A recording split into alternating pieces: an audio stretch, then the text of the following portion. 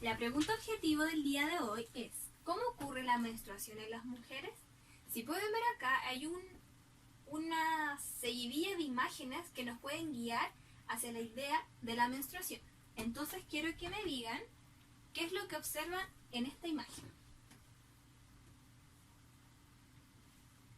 Bueno, aquí podemos ver ciertos métodos de higiene que se utilizan para la menstruación en las mujeres. Podemos ver las toallas higiénicas y también la copa menstrual.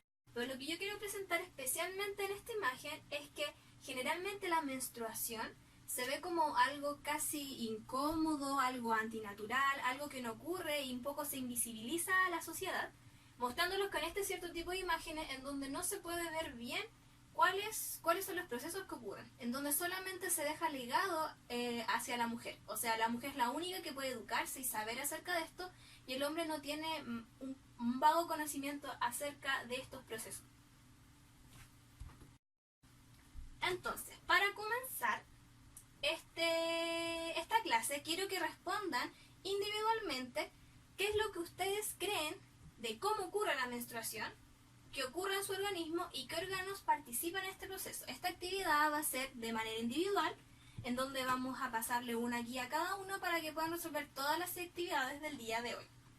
La idea es que cada uno responda lo que cree que es y que no tenga miedo a equivocarse, ya que hemos hablado en las clases anteriores acerca de la menstruación, los órganos que participan, pero necesito que quede bien claro, o tal vez que cada uno exprese cuál es este proceso y cómo ocurre para poder seguir con nuestra clase.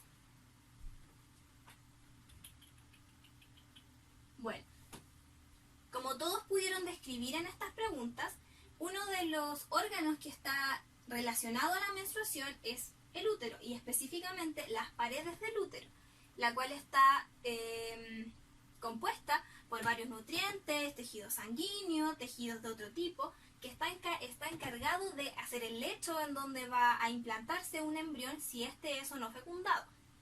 En el caso de que un embrión, en este caso un óvulo, es fecundado para formarse un cigoto y luego un embrión, se implanta en el endometrio para poder para que pueda desarrollarse este nuevo ser vivo, en este caso un bebé.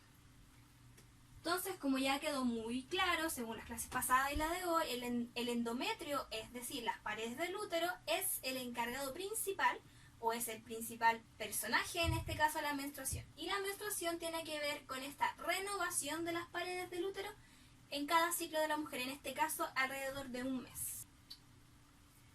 Entonces, vamos a un poco recordar cuáles son los órganos, los procesos que habíamos visto anteriormente respecto al ciclo menstrual femenino en general, y vamos a recordar uno de los esquemas que habíamos hecho en las clases pasadas de la regulación hormonal, en el caso de las hormonas sexuales.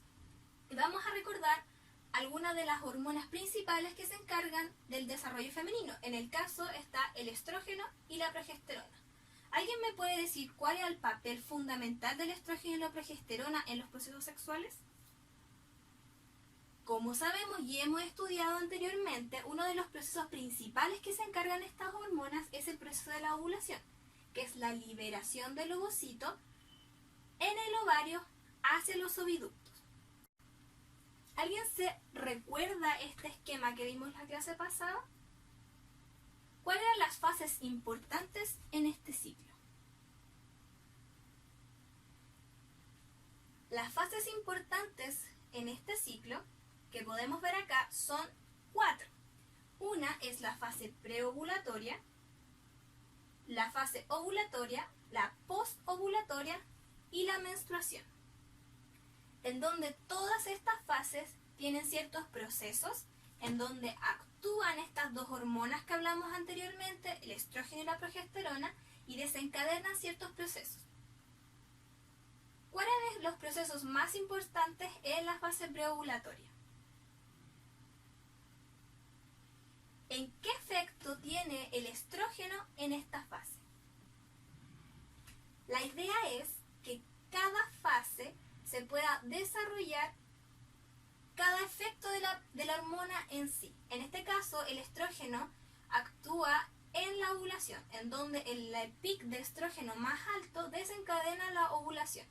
La fase preovulatoria tiene en su proceso el comienzo con la menstruación, o sea, cuando la menstruación se lleva a cabo, la fase preovulatoria se desarrolla y uno de los puntos más importantes es la maduración del folículo. ¿Y qué es el folículo? Son las células que rodean el ovocito para poder madurarlo y liberarlo posteriormente a la ovulación. Luego la fase posovulatoria, en donde por acción de la progesterona y un aumento de este por el cuerpo lúteo ayuda a que las paredes vayan engrosándose. Y cuando en este periodo no existe ninguna fecundación, ocurre la menstruación nuevamente para renovar el ciclo. Todos estos procesos ya los vimos en las clases pasadas, pero la idea es siempre mantener un poco, recordar todo lo que los procesos que hemos estudiado. Entonces, lo que vamos a volver a indicar. Entonces tenemos estas dos hormonas. El estrógeno, que es el encargado de la ovulación, la progesterona, que es el encargado de engrosar las paredes del útero, y las fases de cada una de este ciclo sexual. La fase preovulatoria, la fase ovulatoria, posovulatoria y la menstruación. Tenemos que quedar bien en claro que la menstruación marca el día 1 del ciclo y también marca el final del ciclo.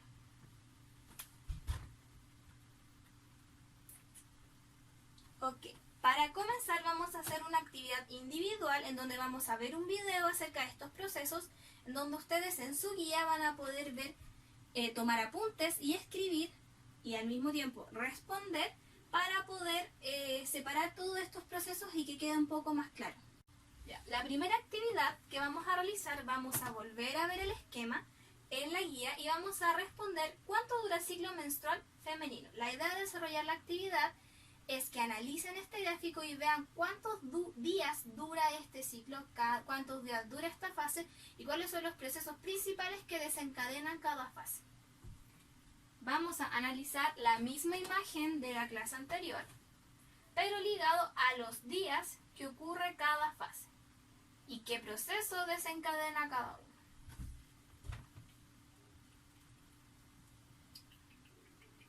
Entonces, a partir del análisis de la actividad y del esquema, vamos a ver cuántos días dura un ciclo menstrual. Normalmente un ciclo menstrual dura 28 días.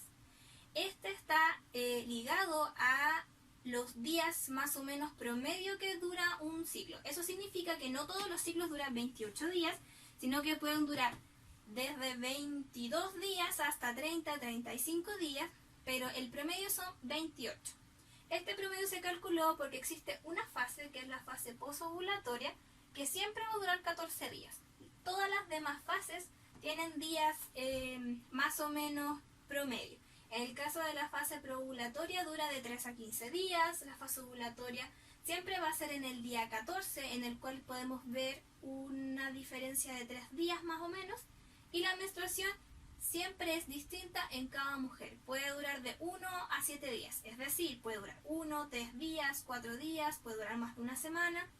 Y por lo tanto, como una manera de consensuar este ciclo y para poder comprenderlo de mejor forma, se denotó un ciclo de 28 días, como promedio en todas las mujeres.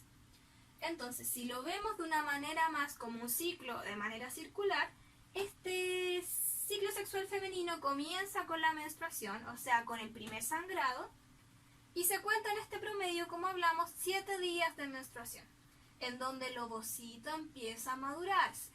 Es decir, comienza un desarrollo folicular. Los folículos son las células que rodean el ovocito para preparar a que pueda librarse. Entonces, la menstruación viene con los primeros 7 días, donde empieza a desarrollarse este ovocito, y ya acercándose ya al día 14, en donde ocurre la ovulación, es decir, en la mitad del ciclo aproximadamente, va a ocurrir la liberación del ovocito por parte de estas células. O sea, la liberación desde el ovario hacia los oviductos, en donde va a encontrarse con el espermatozoide, dependiendo de las condiciones en que se lleva a cabo esta relación sexual. Entonces, tenemos la menstruación, que dura 7 días, y la fase preovulatoria, que dura de 13 a 15 días, o sea, esperando a que llegue la ovulación. Ese es el punto en donde termina la fase preovulatoria y comienza la ovulatoria. La fase ovulatoria puede llevarse durante estos 3 días, pero en este momento vamos a definir que es a la mitad del ciclo. En el caso de 28 días, se llevaría a cabo el día 14. Luego de la fase ovulatoria comienza la fase postovulatoria, es decir, después de la ovulación. Esta fase es una de las más fijas, donde siempre va a ser de 14 a 15 días. Esta fase posovulatoria está ligada a dos procesos. Uno es la preparación de las paredes del útero. Luego que ocurrió la menstruación, ocurrió la ovulación, las paredes del útero comienzan otra vez a renovarse, o sea, empiezan a crecer, a engrosarse para estar preparados para un nuevo cigoto o un nuevo posible embarazo. En este caso, después de la fase ovulatoria empieza a aumentar la progesterona y por lo tanto comienza a engrosarse el endometrio nuevamente. Y también las células del folículo que ayudaron a madurar el ovocito comienzan a degenerarse y formar este cuerpo lúteo. El cuerpo lúteo, aunque parezca insignificante, este es el encargado de liberar la progesterona para poder que se libere como proceso de engrosamiento de las paredes.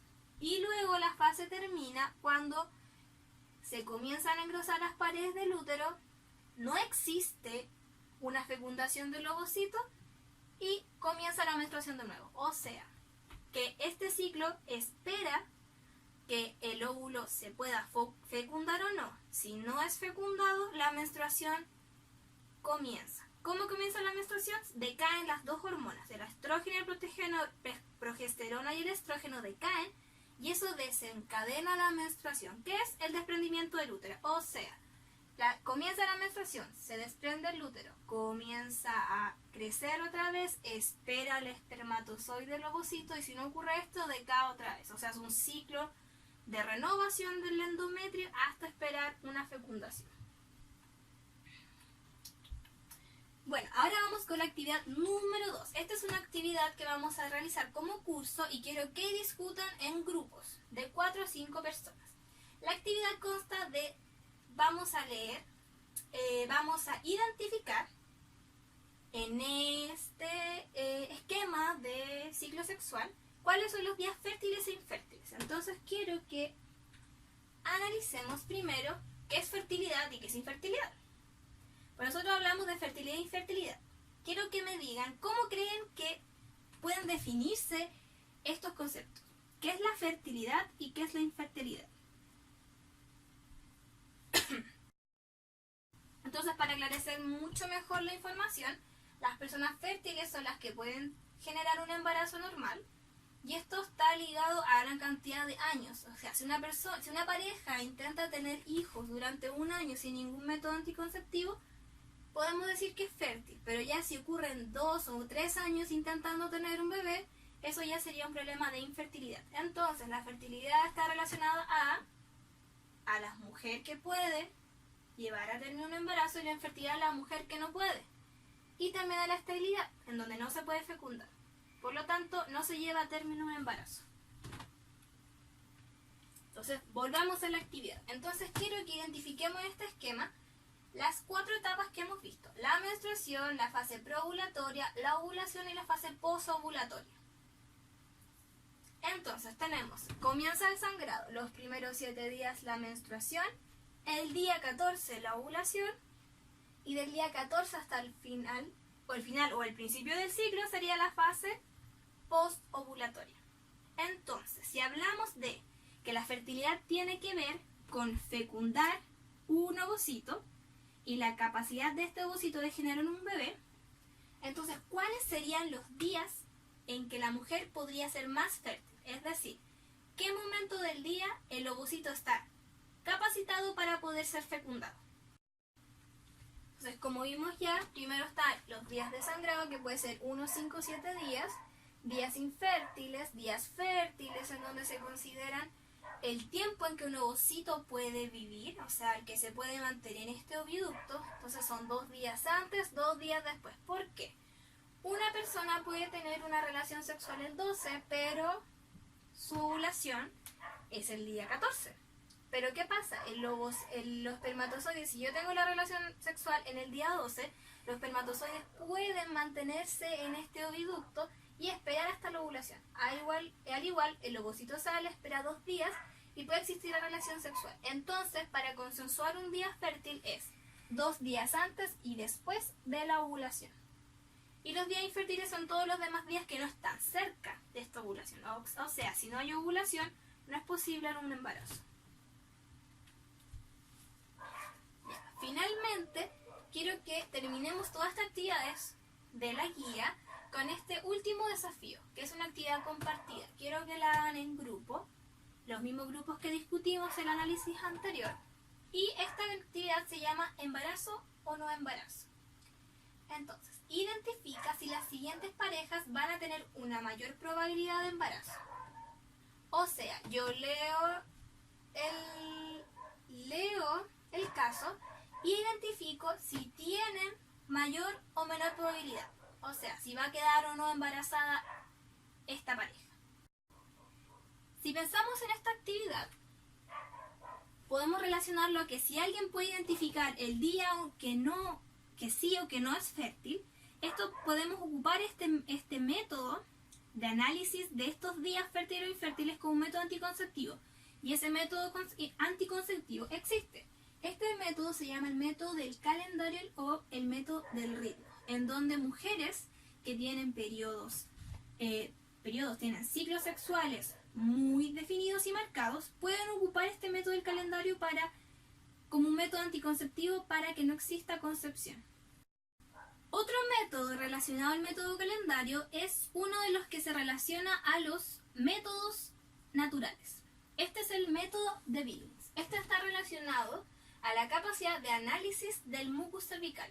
¿Cuál es el mucus cervical? ¿Alguien lo ha escuchado alguna vez? El mucus cervical es un fluido que se encuentra en la entrada de la vagina cerca del cervix, que ayuda a los espermatozoides a conducirse desde el cervix, o sea, desde la entrada de la vagina hasta los oviductos. Este tiene la capacidad de ser filamentoso, es decir, es casi como una carretera que conduce a los espermatozoides desde la entrada de la vagina hasta los oviductos, ya que los espermatozoides no tienen ningún localizador ni un GPS que los ayude a llegar allá, sino que necesitan de este tipo de fluido para poder conducirse. ¿Cómo sé que este mucus cervical se relaciona a los periodos fértiles? Cuando este mucus cervical es más elástico, es decir, tiene más filamentos, puede conducir mejor a los espermatozoides, es decir, está cercano al periodo fértil. Si este mucus cervical se corta rápido y no tiene esta elasticidad, lo podemos relacionar a periodos infértiles en la mujer. Quiero que me digan qué otros tipos de métodos ustedes conocen, de métodos anticonceptivos. Un método anticonceptivo que es muy utilizado son los métodos anticonceptivos hormonales. Como algunos me podrían haber dicho, existen métodos anticonceptivos que son las pastillas, que son las más conocidas, existen inyecciones y parches. Todos estos métodos están relacionados a que existe una liberación, una concentración de hormonas que se administra al cuerpo. En el caso de las mujeres, ¿cuáles son las hormonas que llevaban a cabo todos estos procesos de los ciclos sexuales? Nosotros hablamos todos los días, todas las clases acerca de estas hormonas. Estas hormonas son el estrógeno y la progesterona. Entonces, si queremos modificar los ciclos sexuales para que no pueda existir concepción, ¿qué tendremos que hacer? El caso de los anticonceptivos es que los anticonceptivos, ¿qué hacen? Dan un mayor aporte de la hormona, lo que hace que se desregule todo el proceso. Si vemos acá, este es lo normal que tendría que ocurrir en un ciclo sexual con las hormonas. La progesterona es el rosado y el azul es el estrógeno. Primero, existe una baja cantidad de estas hormonas. Comienza a aumentar el estrógeno, ocurre la ovulación, comienza a bajar y aumenta de nuevo para que se engrosen las paredes. En el caso de la progesterona, hay una baja de la progesterona cuando ocurre la menstruación, comienza a aumentar cuando ocurre la ovulación, existe un decaimiento y luego por el cuerpo lúteo comienza a aumentar otra vez la progesterona. Eso es lo normal que debería ocurrir en un ciclo sexual femenino. En el caso cuando se administran estos medicamentos, o sea, estas pastillas o estas inyecciones o estos parches, es que existe mayor progesterona. O sea, al cuerpo se le está administrando una cantidad de progesterona en gran cantidad. Es decir, se aumenta la progesterona y se mantiene. ¿Y qué pasa? Los estrógenos bajan porque siempre ellos tienen que mantenerse en un sube y baja. Si la progesterona sube, si el estrógeno sube, la progesterona baja. Nunca pueden estar al mismo nivel o si no, no ocurriría nada. En el caso de acá, la progesterona sube y el estrógeno se mantiene bajo. Entonces, si vemos estos dos, este es un ciclo sexual femenino normal y esto es un ciclo sexual femenino modificado. ¿Aquí ocurrirá algo de lo que vimos anteriormente? No ocurre nada, pues la ovulación ocurre cuando hay mayor estrógeno que progesterona.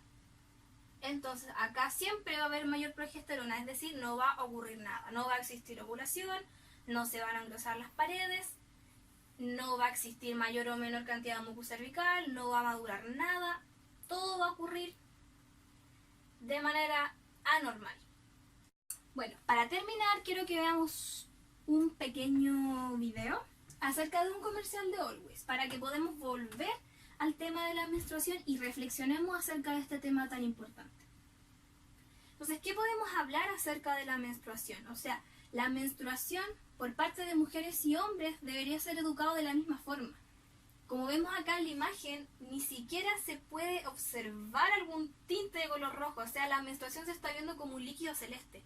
Ni siquiera podemos ver que existe sangre, o sea, siempre en la sociedad se va a tapar que la menstruación es un proceso natural donde existen fluidos, existe sangre, porque podríamos decir que la menstruación es un tipo de sangre, no es sangre en sí, pero sí es parte de tejido vascular, entonces por lo tanto podríamos ligarlo a la sangre, no es que sea sangre en sí, pero quiero que reflexionemos acerca de por qué estos temas que son tan naturales, tan de nuestro cuerpo, se tapan a la sociedad y se muestran como algo incómodo, algo feo, algo que no se debería mostrar. Al igual que los métodos anticonceptivos, si pensamos en todos los métodos anticonceptivos que existen en el mundo, la mayoría son para mujeres. ¿Por qué? ¿Por qué la sociedad intenta que las mujeres sean las únicas capaces de regular estos periodos de embarazo o no embarazos deseados? Entonces siempre estos procesos ligados a la reproducción son ligados a las mujeres. Las mujeres tienen que encargarse, las mujeres tienen que educarse, las mujeres tienen que comprenderlo y los hombres no. Lamentablemente estos procesos son llevados de dos. La reproducción son llevadas por hombres y mujeres al mismo tiempo y los dos deberían educarse y saber la misma cantidad de información para poder tomar decisiones informadas, poder cuidarse, para poder conocer su cuerpo y poder tener una mayor información, una opinión mucho más informada y fundamentada.